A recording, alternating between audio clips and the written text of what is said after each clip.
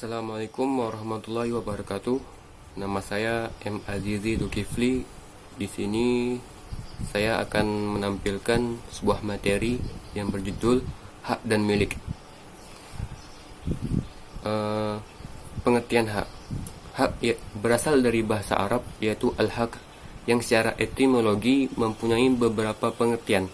Yang secara umum maknanya ialah subut, yaitu tetap, kokoh, dan wajib.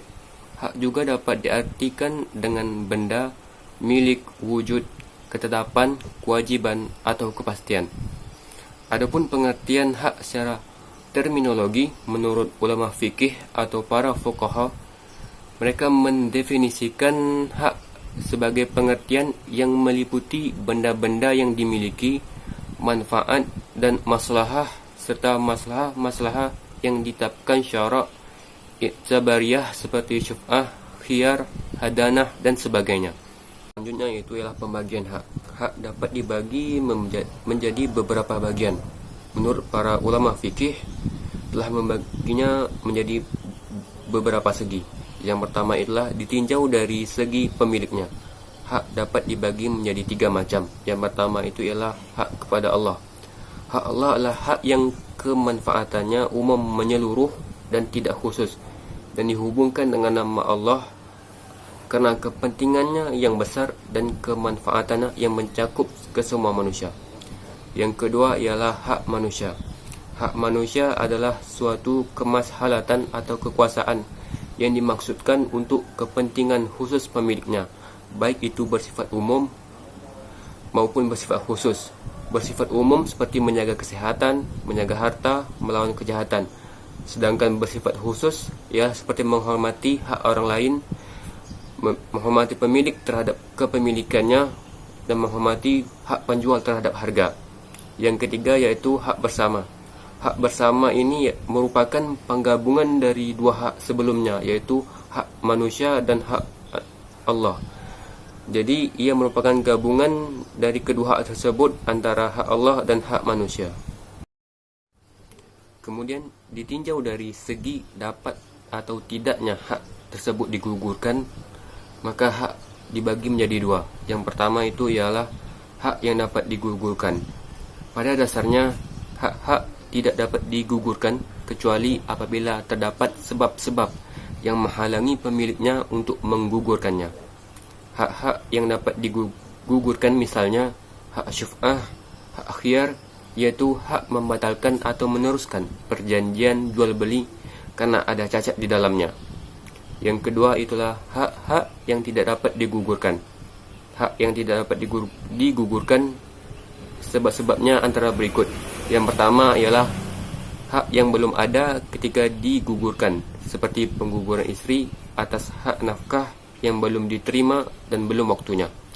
Yang kedua, hak yang tidak dapat digugurkan karena syarak memandang sebagai sifat zat yang pasti dan tidak dapat diingkari, seperti hak ayah atau kakek atas perwalian atas anak dan cucunya. Yang ketiga ialah hak yang tidak dapat digugurkan karena pengguguran berarti merubah hukum syarak, seperti hak rujuk atas istri yang ditalak ruj'i. Yang keempat dan yang terakhir ialah hak yang tidak dapat digugurkan karena masih bersangkutan dengan pihak yang lain, seperti hak hadanah atau pemeliharaan anak bagi seorang ibu yang tidak dapat digugurkan karena pihak anak mempunyai hak untuk dipelihara. Selanjutnya, ditinjau dari dapat atau tidaknya diwariskan, hak dibagi atas 2 juga. Yang pertama itulah hak yang dapat diwariskan, seperti hak penjual menahan barang yang dijual sebelum dilunasi barangnya, hak penerima gadai menahan barang gadaiannya, hak-hak iftiqah dan sebagainya. Yang kedua ialah hak yang tidak dapat diwariskan. Adapun hak-hak yang tidak dapat diwariskan seperti hak syuf'ah, hak hadanah, dan hak perwalian. Kemudian ditinjau dari segi objeknya, hak yang berkaitan dengan benda atau tidak dapat dibagi pula menjadi 2. Yang pertama itulah hak maliyah, yaitu hak yang terkait dengan harta benda dan manfaat sebagaimana yang diungkapkan oleh Mustafa yaitu sesuatu hak yang berhubungan dengan benda-benda konkret seperti hutang piutang atau manfaat. Yang kedua itulah hak ghairu maliyah, yaitu hak yang tidak berhubungan dengan benda seperti hak wali atas nama anak-anaknya atau orang-orang di bawahnya. Kemudian ada hak politik seperti hak memilih dan dipilih. Kemudian ada hak asasi seperti hak kemerdekaan. Selanjutnya, ditinjau dari segi kesewenangan terhadap hak dibagi menjadi dua. Yang pertama itulah hak diyani atau dalam kurung hak keagamaan, yakni hak-hak yang tidak boleh dicampuri atau diintervensi oleh kekuasaan apapun termasuk kekuasaan pengadilan.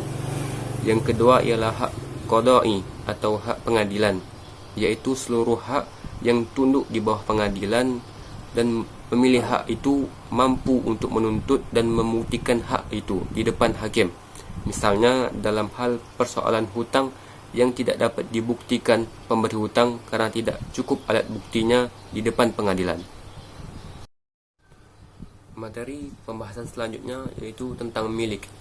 Milik berasal dari bahasa Arab yang yaitu al-milik, yang artinya secara etimologi penguasaan terhadap sesuatu. Ali Al-Khafif menjelaskan pengertian milik. Ia menyatakan bahwa milik adalah sesuatu yang disimpan dan memungkinkan untuk bertindak atau berbuat apa saja padanya selama tidak ada larangan syarak terhadapnya. Secara terminologi, para ulama fikih memberikan pengertian yang berbeda, namun secara esensial seluruh definisi itu sama, di mana pengertian itu ialah berbuat apa saja sesuai dengan keinginannya selama tidak ada halangan syarak. Kemudian macam-macam milik. Pembagian kepemilikan tersebut dari segi penguasaannya dapat dibagi menjadi, yang pertama adalah kepemilikan pribadi, yaitu harta yang dimiliki oleh individu atau beberapa individu syirkah. Kepemilikan ini menyebabkan orang lain terhalang untuk menguasainya, seperti rumah, kebun, dan lain-lain. Yang kedua ialah kepemilikan publik, yaitu harta yang manfaatnya bisa diambil atau digunakan untuk semua orang, sehingga tidak boleh dikuasai oleh siapapun, termasuk itu individu ataupun negara, contohnya seperti jalan, sungai, dan lain-lain.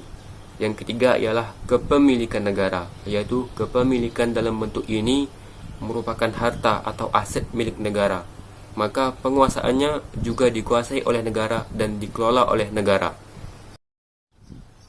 Adapun kepemilikan berdasarkan materi dan manfaat harta, maka harta dapat dibagi menjadi dua.